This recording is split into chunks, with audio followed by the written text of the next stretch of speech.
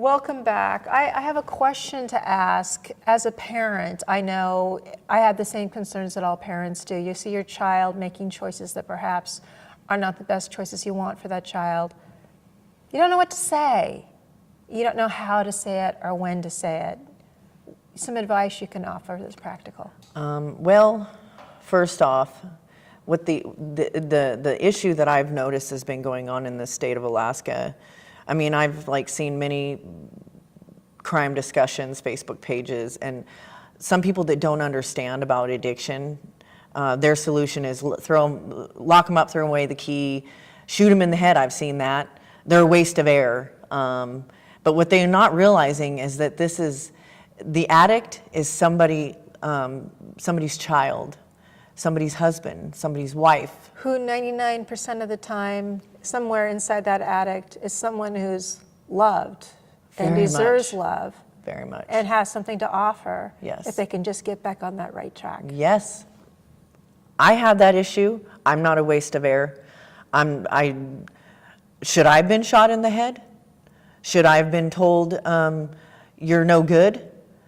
I mean, for the most part, an individual that suffers from addiction in the first place already has something going on within them that they need to deal with, what's creating them to go out and self-medicate. So my thing is what I want to say is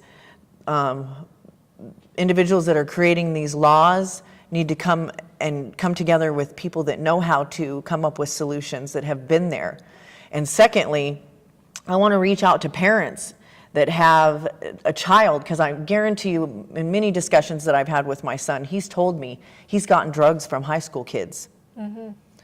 I've talked to individuals that have addiction issues. I'm talking teenagers that are putting needles in their arms.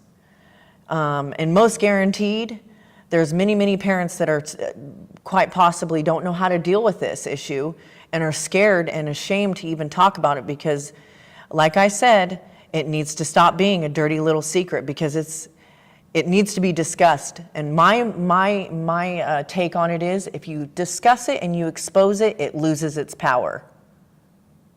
So burying your head in the sand is definitely not the way to go. Right. It needs to be exposed and it needs to be talked about and something needs to be done because what is being done now is not helping.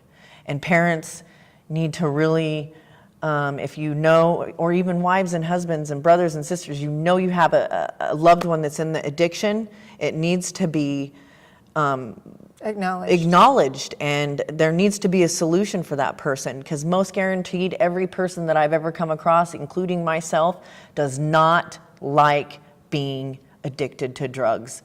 They feel trapped. It's like it's a prison that they feel like they can't get out of.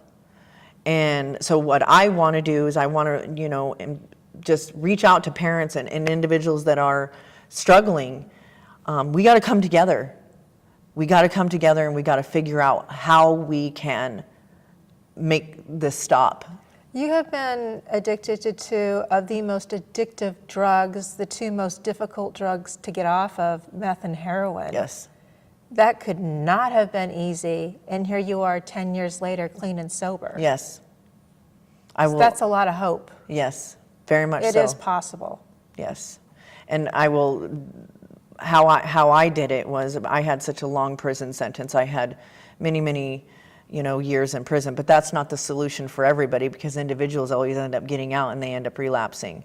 While I was incarcerated, I did the RSAT program, which was, I did 14 months of that. Mm-hmm. And then a faith-based program called the Transformational Living Community was started after I continuously petitioned to get a faith-based treatment program up there. Eventually it came and I helped the chaplain and chaplains get it off the ground, and I ended up graduating that. I did 12 months of it. So I did 2 long-term treatment programs back to back within Highland Mountain Correctional Center.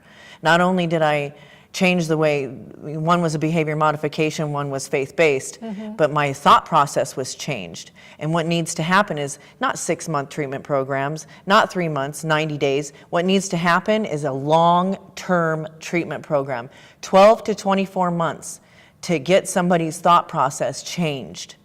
Because particularly with drugs that are this addictive, it is physically changing the chemistry of your brain, from what Right. I understand. Yes. It's not something that you willfully can flip on and off. Right. You have to have a certain amount of time of away from the drug, and then also being educated and learning the signs and learning the thinking errors and learning the behavior so that you can reel it in, getting the support.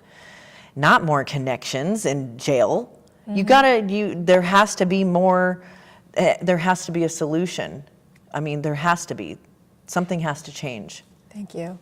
We'll be right back. Stick with us.